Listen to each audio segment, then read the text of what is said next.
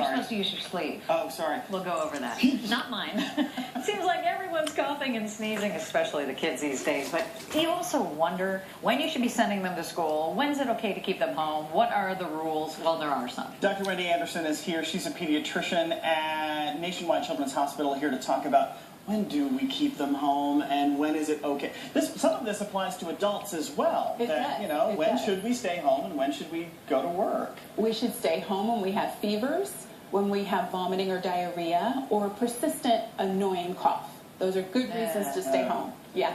Some of those mean. When you got some of that going on, you can't really leave the house. Right. It's not that you just can't. Well, with little kids, though, it's so hard to determine because they could have an upset stomach and throw up their breakfast. So, I mean, you know what I mean? And that could have been just something that was momentary. So that's hard. So you have to kind of just know your kid, use Absolutely. intuition. It can be hard to tell. So if they have a fever, of course fevers come and go, but you want to make sure they're fever-free for 24 hours before you send them back to school. So if they do have vomiting, it may be a good time to keep them home. Just make sure they do okay over that day and send them back the next day. Okay.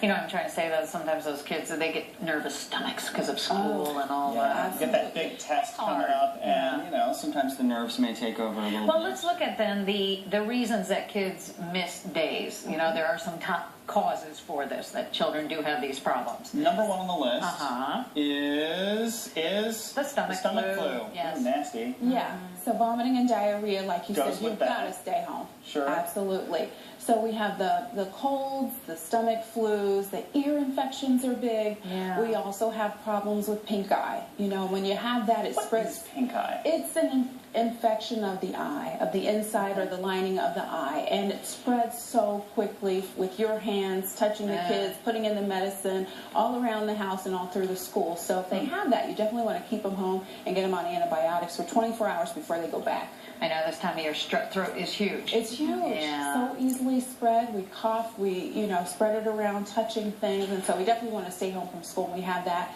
Get on those antibiotics before we go back. Okay. Cheryl, everything.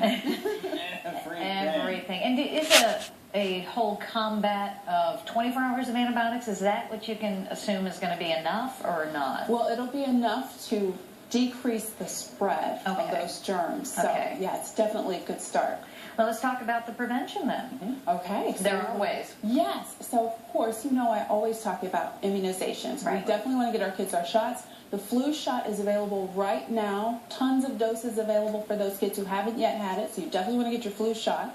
We want to wash our hands a lot, all day long. We want to make sure that if we cough into our sleeves.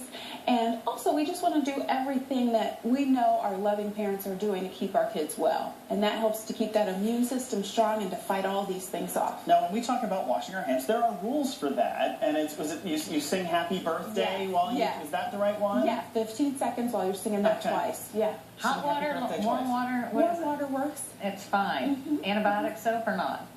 Sure. Antibacterial type stuff, I mean, okay. Sure. All right, well, there are some of the little tools we can use. And then getting back to school, when is it time to actually go back? When do you know? So we want to make sure they're fever-free for 24 hours. Okay. We want to make sure that they're eating, drinking, and that they're able to go to the bathroom and think normally. So when that happens, they're pretty much ready to go back. So if they seem a little fuzzy-headed, maybe it's not the right time. Not yet. I never would have been in school. Thank you. We hope this will be the year that everybody's taking some of these tips and helping prevent a lot of that. Thank you so much for having me. Thank you so much. If you'd like to know more about when to keep your child home, so it's not a guessing game, but then just log on to our website, myfox28columbia.